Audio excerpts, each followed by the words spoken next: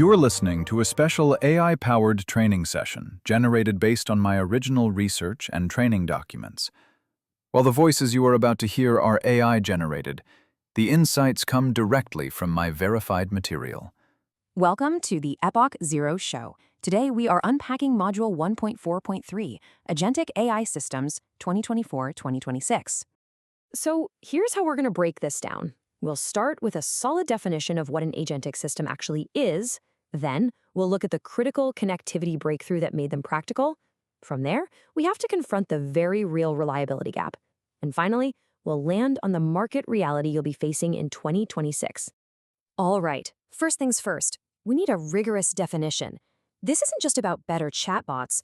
We're talking about a fundamental leap from passive systems that answer questions to autonomous systems that get things done. So let's be very precise. An agentic AI system isn't just a language model. It's an autonomous system. It has to perceive its environment, plan a sequence of actions, and most importantly, use tools to achieve a specific goal. It is an engine for accomplishment. Every real agent has four parts. You have to think of it like this. The model is the brain. The tools are the hands, what it uses to act. Memory provides the working context, and planning is the strategic layer that combines it all. You need all four. Now, to actually build these things, the industry quickly settled on a few core frameworks. LangGraph was essential for stateful work, meaning the agent can actually remember what it's done. Crew AI let developers build teams of collaborating agents. And Anthropic's computer use that let agents see and use a computer just like you do. These were the toolkits that made it real. So you have the architecture and you have the frameworks, but there was a huge problem. Every tool, every API, it was its own isolated island. We needed a bridge. We needed the Model Context Protocol, or MCP. And the best way to think about it is as the USB-C for AI. That analogy is dead on. It's a single universal standard that just lets any agent plug into any tool. It solved the fragmentation problem. And the impact was just night and day. Before MCP, connecting a new tool meant weeks of custom engineering. After MCP, it became hours. That's a 10 to 50-fold increase in speed. That was the unlock. And the architecture itself is incredibly simple. You have the agent, it speaks the MCP protocol, and the protocol handles all the communication with any compliant server. It is simple, robust, and open. Of course, adoption was explosive. Over 100 community servers popped up by early 2026. But the real turning point, the moment agents became truly ready for business, was the MCP apps extension in late 2025. This allowed agents to render rich user interfaces, not just text. That was the game changer. Okay, so everything sounds great, right? Fast development, universal connectivity, but this is where the story takes a sharp turn. As soon as these systems left the lab and hit the real world, we ran headfirst into the production reliability gap. I want you to burn this number into your mind, 20 to 40%. That's the failure rate for a complex, multi-step agentic task in a real-world setting. Let that sink in. This is the central problem of the era.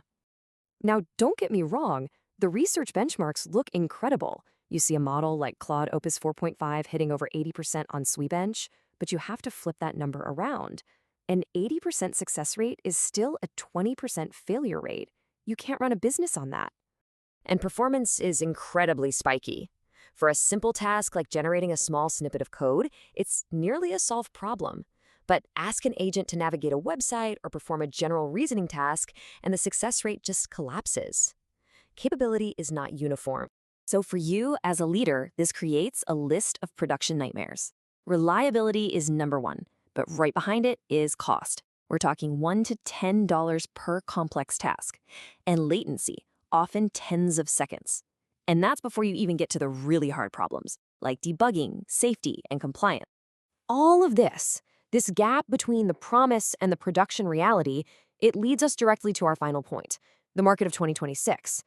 And the defining feature of that market is the accountability crisis. This note from JP Morgan just says it all. The period of irrational exuberance is over. The new mandate is simple. 2026 is about profits, not promises. And if you follow technology cycles, you know exactly what this means. We are squarely in the Gartner trough of disillusionment. It's that painful but necessary period where the hype collides with reality. The numbers from 2025 paint a stark picture. You had 88% of executives increasing their AI spend. But when you asked what they got for it, only a third could point to any meaningful results. That gap is the source of the crisis.